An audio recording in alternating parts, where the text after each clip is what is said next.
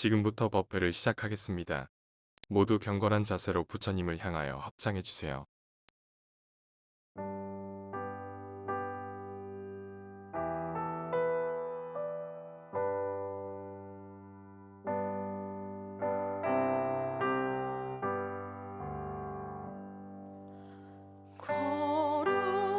거룩한 부처님께 귀합니다. 거룩한 가르침에 귀합니다. 거룩한 스님들께 귀합니다.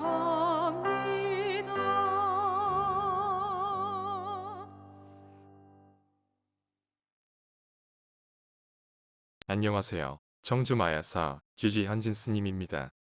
오늘 법회는 짤막한 교훈적 우화들을 모아놓은 백유경에 실려있는 이야기부터 소개하도록 하겠습니다.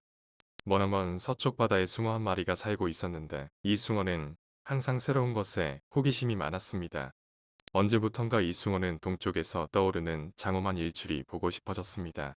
저 멀리 수평선 위로 얼굴을 내미는 태양의 모습은 너무나 아름답고 황홀할 것 같았기 때문입니다.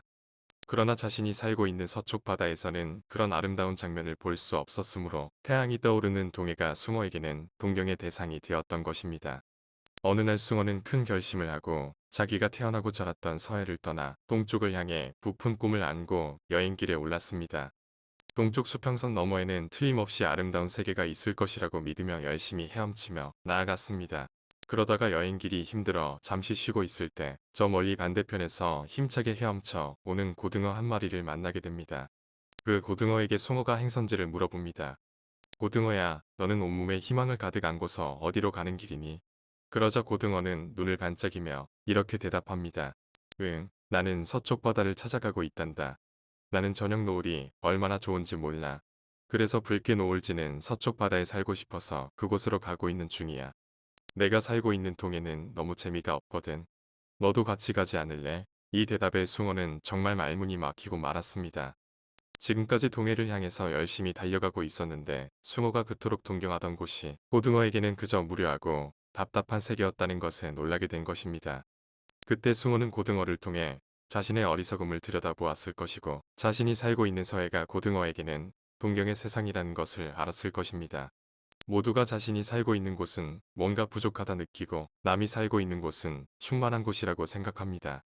그래서 늘 자신의 인생보다는 남의 인생을 들여다보면서 부러워하고 그리워합니다. 우리 인생에서 중요한 것은 자신을 둘러싸고 있는 인연의 조건들을 돌아보는 일입니다. 사람들은 지금 여기에서 찾아야 할 행복을 다른 곳에서 찾겠다고 헤매고 다닙니다. 그래서 늘 부족하고 불행한 것인지도 모릅니다.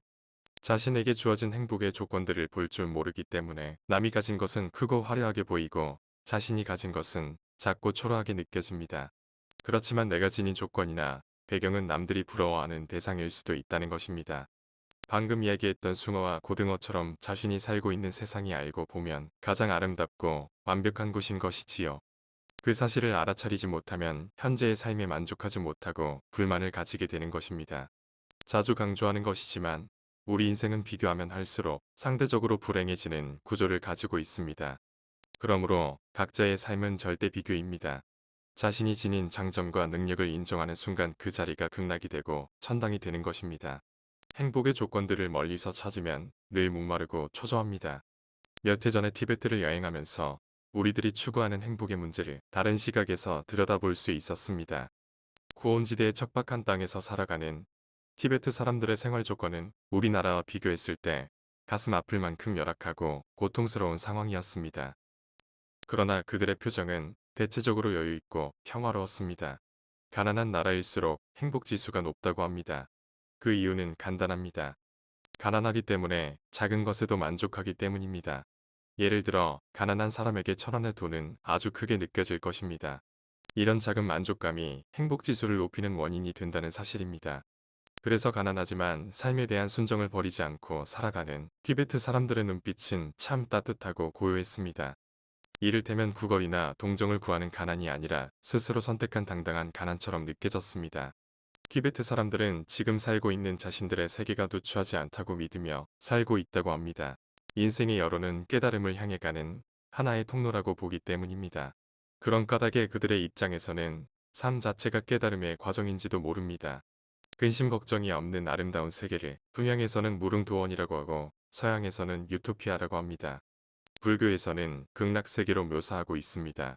경전에는 극락세계가 서쪽으로 10만 8천의 국토를 지나야 존재한다고 설명하고 있지만 그런 곳이 어디 있겠습니까? 자신이 살고 있는 지금의 이 세계를 극락으로 전환하라는 적극적인 방향 제시인 것입니다.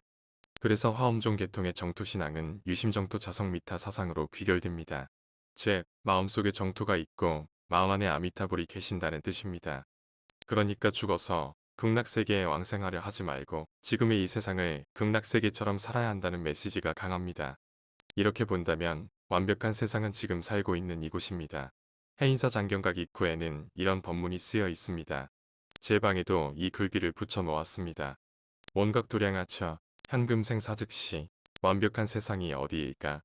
지금 숨쉬며 살아가는 이곳이다. 완벽한 세상이 어디냐는 질문은 행복한 세계가 어디냐는 물음이기도 합니다. 늘 반복하지만 행복은 멀리 있지 않습니다. 지금 서 있는 자리에서 온 힘을 다해서 살고 지금 하는 일에 집중할 때 삶의 기쁨이 잔잔히 배어나는 것입니다. 그런데 우리들 삶의 방식은 행복의 조건을 밖에서 구하고 있다는 점입니다. 결국 이러한 방식 때문에 완벽한 행복의 장소 또한 멀리서 찾으려고 애쓰는지 모릅니다. 우리가 말하는 이상세계의 기준은 인간이 정한 수치에 불과합니다. 그러므로 그런 세계는 애당초 없는 곳이라고 봐야 합니다. 그런 정토와 낙원은 따로 건설되어 있는 세계라기보다는 심리적인 요인에 따라 달라지는 기준인 것입니다. 어디 멀리 여행 떠났다가 다시 집에 돌아와 보면 비록 새 칸초가일지라도 그렇게 편안하고 아늑할 수가 없습니다. 내 마음이 즐겁고 고요하면 그곳이 낙원입니다. 어제 TV를 보는데 섬에서 홀로 살고 있는 할머니의 사연이 방송되고 있었습니다. 그 할머니는 육지에서 1시간 걸리는 작은 섬에서 혼자 지내면서 고기도 잡고 텃밭도 가꾸면서 소박하게 살고 있는데 추막 같은 작은 집에서 혼자 지내는 할머니가 안타까워 큰아들이 육지의 집으로 모시고 갔습니다. 그런데 할머니는 생활 구조가 편리한 현대식 가옥에 사는 일이 더 불편하고 적응이 되지 않아서 결국 며칠 만에 다시 섬으로 돌아가는 이야기였습니다. 그 할머니는 며칠 만에 돌아온 섬에 내리자마자 기분이 좋아서 덩실덩실 춤을 추었습니다. 할머니에게는 그곳이 지상낙원이며 행복의 세계였던 것입니다. 이처럼 낙원은 마음이 좌우한다는 것을 잊어서는 안 될 것 같습니다. 누구나 자신의 그릇이 있습니다. 그 그릇에 넘치는 재산이나 명예는 오히려 불행의 원인이 되기 쉽습니다. 자기 그릇, 자기 분수만큼 살아가는 일이 중요합니다. 아무리 큰 복이 내려도 중생들은 자기 그릇 크기만큼만 담을 수 있습니다.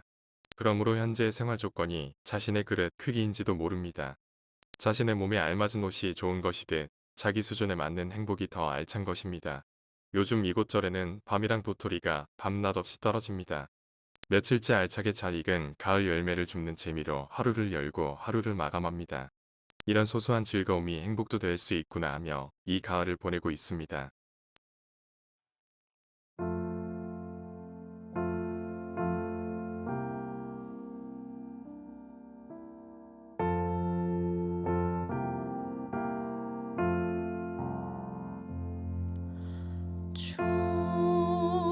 충생을 다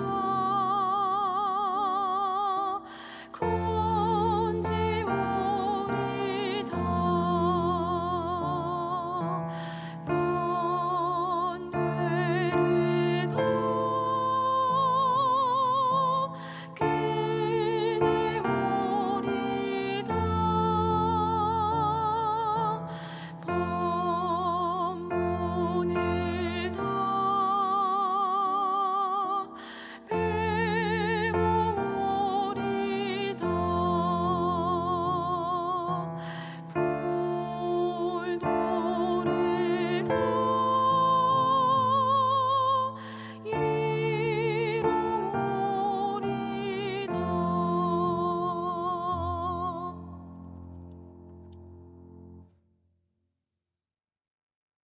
이상으로 오늘 법회를 모두 마치겠습니다. 성불합시다.